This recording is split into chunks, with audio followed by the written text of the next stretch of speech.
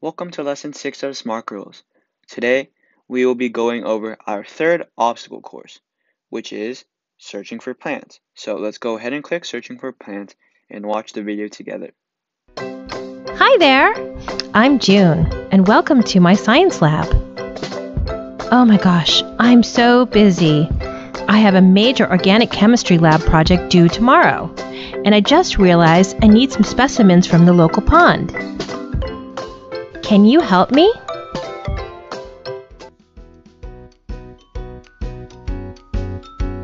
June needs our help for her biology project. Please help us find plant specimens in Central Park. Read the map, write your code, and derive your SIGI.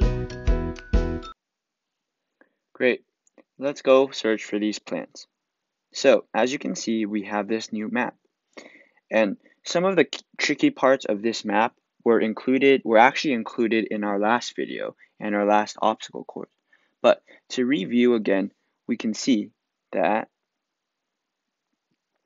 we have this roundabout that we have here. Now, remember, in our roundabout, we must turn in the right direction before actually making our turn in a circle. And what that means is that, let's say that we're at the very beginning of the roundabout. So we drive from where our city is currently, which is at the bottom left, and drive up to the roundabout. We are actually going to have to turn right first, because then we will be in the right direction to make the turn of half a circle to get to specimen number 1. So we will have to go to once we reach the roundabout, we're going to have to turn. We're going to have to turn right with a degree of 90 degrees and a radius of 0 to just turn in our spot. And that way we are facing the right direction to get to specimen 1. And after we're facing the right direction, we actually need to make the turn for the roundabout. And so you can see in the key that the roundabout has a radius of 10.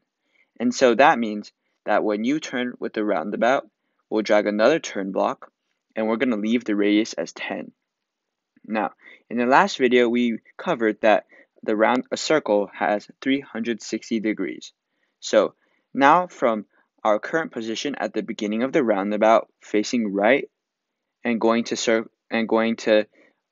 just in front of specimen number 1, that would actually be half a circle. And so half a circle is 180 degrees, because half of 360 degrees is 180. So we're going to go ahead and change this to 180 degrees. And now we want to see which direction we're turning. Now, if you imagine that we're facing right, then we're actually going to have to turn left to get to specimen 1. So we have the right turn in our code. Now let's show on screen just to show you how this works. So you face the right direction, and now you make the turn. And then after you make the turn, you have to make sure that you are facing the right direction again. So you have to make another turn right of 90 degrees and a radius of 0 to face up and face specimen number 1. Now, you do the same exact thing for specimen number 2 and specimen number 3. As for after getting your specimen number 1, you have to flip and face the opposite direction, like we did in our last video. So remember how to face the opposite direction while staying in our initial spot? We just do turn 180 degrees with a radius of 0, and it does not matter if you turn left or right. Now, the last thing we need to go over is the little turn at specimen to get from specimen number 2 to specimen number 3. You can see in the key that this little pink line, this curved pink line that's not the circle, is turn 90 degrees with a radius of 0. So you do just that, but this time you have to just figure out which way you're turning. So you have to tilt your phone or use the hand method that we went over in the very beginning. Hopefully, after watching this video, you're able to figure out how to complete this course by your own, and then after you complete it, go ahead and watch the next video to see how we solved it.